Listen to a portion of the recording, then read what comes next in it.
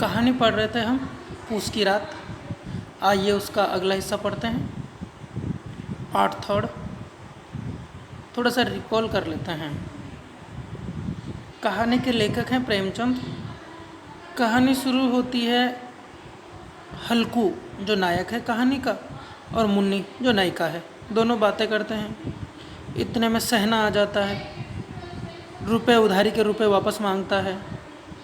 हल्कू 3 रुपए कैसे तैसे इकट्ठा करता है जिससे कि वो कंबल खरीद सके, लेकिन वो पैसे वो सूदखोर को दे देता है और वो कंबल नहीं खरीद पाता। और रुपए देता है तो ऐसे लगता है जैसे वो अपना दिल निकाल के देने जा रहा हो, लेकिन वो डरता है कि गालियाँ देगा, मानेगा नहीं, घुड़कियाँ देगा, तो पैसे तो देने पड़ेंगे ही। अब वो उसको ये भी डर है कि मैं रात में कैसे खेत में जाऊंगा बिना कंबल के, लेकिन वो अपने पैसे निकाल के दे देता है। फिर दूसरा खंड आता है कहानी का, उसमें बताया जाता है कि किस तरह से खेत में चला गया है हल्कू रात में। लेकिन वो सोचता है कि ऐसे ऐसे लोग हैं, ऐसे ऐसे भाग्यवान हैं, पैसे वाले हैं जिनके पास ज़्यादा जाए तो गर्मी से डर कर भागे। उनके पास गद्दे हैं, रजाइयाँ हैं, लिहाफ है, कंबल हैं। और एक हम हैं जो हम मजदूरी करते हैं और दूसरे लोग उसका मज़ा उठाते हैं। मजदूरी हम करें और मज़े दूसरे लें, ये लाइन उसके दिमाग में आती है। तो ये विद्रोह का भाव आता है उसके दिमाग में। फिर जबरा जो कुत्ता है उसको भी सर्दी लगती है, तो हल्कू उसको अपनी गोद में उठा लेता है। कई दिनों से वो कुत्ता नहाया नहीं है तो कुत्ते में दुर्गंध आती है, लेकिन वो हल्कू को दुर्गंध नहीं लगती। बहुत प्यार से ऐसे गले लगाता है जैसे कि अपने भाई को, अपने दोस्त को गले लगाता हो। प्रेमचंद ने लिखा है कि वो कुत्ते को उसने इस प्यार से गले लगाया जैसे वो किसी अपने दोस्त या अपने भाई को गले लगाता। फिर इतने में कोई जानवर आता है, कुत्ता ज़ोर ज़ोर से भौंकता है। अंतिम लाइन देखो दूसरे पैराग्राफ की या दूसरे खंड की। कर्तव्य उसके हृदय में अरमान की भांति उछल रहा था, कुत्ते के मन में, जबरा के मन में। तो उसका कर्तव्य ये था कि अपने मालिक की खेती बचाए, तो उसके मन में वो कर्तव्य भावना अरमान की भांति उछल रही थी। अब तीसरा भाग देखते हैं कहानी का, पूस की रात। पौष के महीने में, पौष को पूस बोला जाता है गाँव में, तो पौष के महीने की रात कैसे निकलती है एक किसान की, इस पे कहानी है। एक किसान से वो कैसे मजदूर बन जाता है, क्योंकि खेती अब फायदे का सौदा नहीं है, नुकसान होता है इस खेती करने में। और ये कहानी इसलिए प्रासंगिक है क्योंकि आज भी हमारे किसानों की वही कंडीशन है, ज़्यादा अंतर नहीं आया है, इसलिए कहानी सिलेबस में रखी गई है। देखते हैं इस किसान के क्या हाल होता है, इसकी परिस्थितियाँ क्या है। तीसरा खंड। 1 घंटा और गुजर गया। रात ने शीत को हवा से धधकाना शुरू किया। रात हो रही है, ठंड से ठंड धधक रही है, आग भी धधकती है और ज़्यादा ठंड भी आग की तरह लगती है, तो धधक रही है ठंड। उपमान देखो, धधक रही है। हल्कू उठ बैठा और दोनों घुटनों को छाती से मिलाकर सर को उसमें छिपा लिया ठंड के मारे। फिर भी ठंड कम नहीं हुई, ऐसा जान पड़ता था सारा रक्त जम गया है, धमनियों में रक्त की जगह हिम बह रहा है। उसने झुककर आकाश की ओर देखा। अभी कितनी रात बाकी है। सप्तऋषि अभी आकाश में आधे भी नहीं चढ़े, ऊपर आ जाएंगे तब कहीं सवेरा होगा। अभी प्रहर से ऊपर रात है। सोचता है कि मैं देख लूँ एक बार कि कितनी रात बाकी है, लेकिन वो देखता है कि अभी तो एक प्रहर से ऊपर रात है और अभी तो सप्तऋषि आसमान में आधे भी नहीं चढ़े हैं। घड़ी तो होती नहीं थी पहले, तो वैसे ही देखता है। मोबाइल भी नहीं था, घड़ी भी नहीं थी, तो वो प्राकृतिक चीज़ों के द्वारा ही अपने टाइम का अंदाज़ा लगा पाता है, वक्त का अंदाज़ा लगा पाता है। हल्कू के खेत से कोई एक गोली के टप्पे पर आमों का एक बाग था।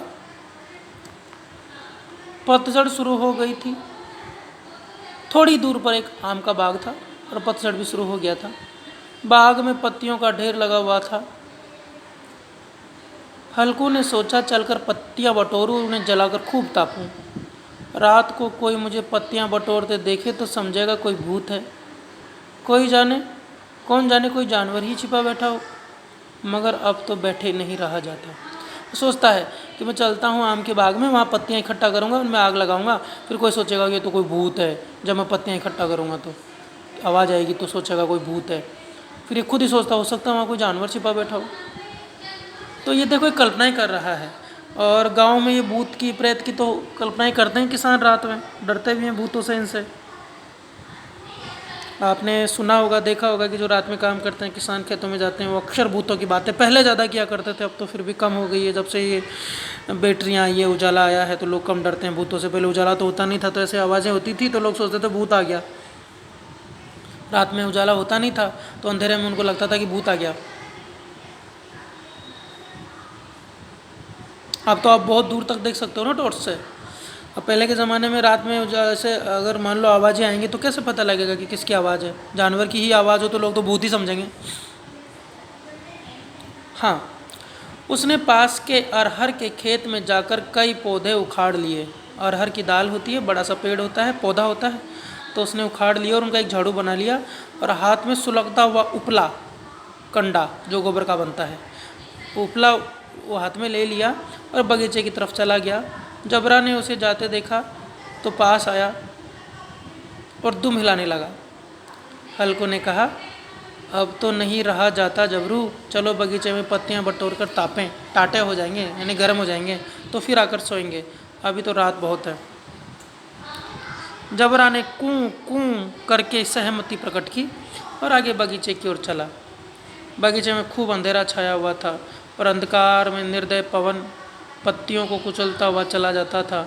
वृक्षों से ओस की बूंदें टप टप नीचे टपक रही थी। एकाएक एक झोंका मेहंदी के फूलों की खुशबू लिए हुए आया। अलकू ने कहा, कैसी अच्छी महक आई जबरू, तुम्हारे नाक में भी कुछ सुगंध आ रही है? कुत्ते से बात करता है कि तुम्हें भी सुगंध आ रही है? जबरा को कहीं ज़मीन पर एक हड्डी पड़ी मिल गई थी, उसे निचोड़ रहा था। हल्कू ने आग ज़मीन पर रख दी और पत्तियां बटोरने लगा। इसको कोई मरा हुआ जानवर उसकी हड्डी मिल गई थी तो उसको खा रहा था। हल्कू आग जलाता है। जरा देर में पत्तियों का एक ढेर लग गया। हाथ छिटरे जाते थे, नंगे पाँव गले जाते थे। पाँव में पहनने के लिए चप्पल जूतियाँ भी नहीं होती थी। चप्पल तो थी ही नहीं पहले, ये जूतियाँ थी, पैसे वाले लोग पहनते थे। और वह पत्तियों का पहाड़ खड़ा कर रहा था। इसी अलाव में वह ठंड को जलाकर भस्म कर देगा। किसान की कंडीशन देखो, ना कंबल है पहनने को, ना जूतियाँ हैं पैरों में, और ऊपर से जंगली जानवर हैं, ठंड है। थोड़ी देर में अलाव जल उठा। उसकी लौ ऊपर वाले वृक्ष की पत्तियों को छू छू कर भागने लगी। उस अस्थिर प्रकाश में बगीचे के विशाल वृक्ष ऐसे मालूम होते थे मानो उस अथाह अंधकार को अपने सिरों पर संभाले हुए हों। अंधकार के उस अनंत सागर में वह प्रकाश एक नौका के समान हिलता मचलता हुआ जान पड़ता था। अंधकार है ये, उसकी ज़िंदगी में भी अंधकार है, हल्कू की ज़िंदगी में भी अंधकार है। अंधकार का एक सागर है, शोषण है, शोषण का अंधकार है, किसानों की दुर्दशा का अंधकार है, अज्ञानता का अंधकार है, परतंत्रता का अंधकार है, अंग्रेजों की गुलामी का अंधकार है। और वह प्रकाश नौका के समान हिलता मचलता हुआ जान पड़ता था उस आग का। हल्कू अलाव के सामने बैठा आग ताप रहा था। एक क्षण में उसने दोहर जो ओढ़ रखी थी वो उतार कर बगल में दबा ली और दोनों पांव फैला दिए, मानो ठंड को ललकार रहा हो। तेरे जी में आए सो कर। ठंड की असीम शक्ति पर विजय पाकर वह विजय गर्व को हृदय में छिपा न सकता था।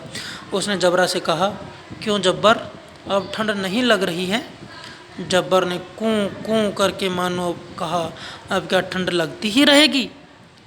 पहले से ये उपाय न सूझा, नहीं तो इतनी ठंड क्यों खाते? ये सोचता है कि पहले ये दिमाग में नहीं आया, नहीं तो इतनी ठंडी नहीं झेलनी पड़ती। जबरा ने पूँछ हिलाई। आओ, आओ इस अलाव को कूद कर पार चलें, देखें कौन निकल जाता है। अब जब जल गए बच्चा तो मैं दवा न करूँगा। जब्बर ने उस अग्नि राशि की ओर कातर नेत्रों से देखा कि मालिक क्या बोल रहा है, मुझे इस आग को कूदने की बोल रहा है। और फिर देखो कुत्ते को क्या बोलता है, मुन्नी से कल न कह देना, नहीं तो लड़ाई करेगी। घर मत बोल देना कि मैं आग के ऊपर कूद रहा था। देखो किसान है, मस्ती में आ गया है। गरीबी में भी, अज्ञानता में भी, दर्द में भी, दुखों में भी जो हंस सके वही तो किसान है। जिंदा दिल होते हैं ये लोग। जब मुन्नी से कल कह ना देना, नहीं तो लड़ाई करेगी। यह कहता हुआ वह उछला और सलाव के ऊपर से साफ निकल गया। पैर में जरा सी लपट लगी, वह कोई बात नहीं थी। जबरा आग के गिर्द यानी चारों तरफ गिर्द घूमकर उसके पास आ खड़ा हुआ। कुत्ता आग से डरता है इसलिए घूमकर आ गया, जबकि हल्कू आग के ऊपर कूद के निकला। तो हल्कू ने कहा, चलो चलो, इसकी सही नहीं, यानी तूने चीटिंग की है, तू सही नहीं कर रहा, ऊपर से कूद कर आओ। वह फिर से कूदा और अलाव के पार आ गया। हल्कू दोनों खेल रहे हैं। ये देखो किसान मुसीबतों में भी, दुखों में भी कैसे जिंदा दिल रह सकता है, ये बताया गया है। तो वो दोनों खेलते हैं। हल्कू आग के ऊपर कूदता है, जबरा घूम कर आ जाता है तो बात करता है कुत्ते से जैसे दोनों इंसान हो। नहीं नहीं, ये ठीक नहीं है, इस तरह से नहीं आएगा, तो इसके ऊपर से कूद के आएगा तू, चलो दोबारा खेलते हैं। और वो हल्कू दोबारा कूद के आता है इस तरफ, और कुत्ते को बोलता है भी, एक तू घर पे मत बताना मुन्नी को, नहीं तो वो मेरे से लड़ाई करेगी, बुरा मानेगी। तो ये है एक किसान का प्रकृति से जुड़ाव। किसान का प्रकृति से जुड़ाव, वो किस तरह से प्रकृति से भी बातें करता है, प्रकृति की चीज़ों से भी है, और जिंदा दिल है, इतने दुखों में भी जिंदा दिल है, जिजीविषा है, जीने की इच्छा उसके अंदर है। आगे नेक्स्ट अगली क्लास में। धन्यवाद।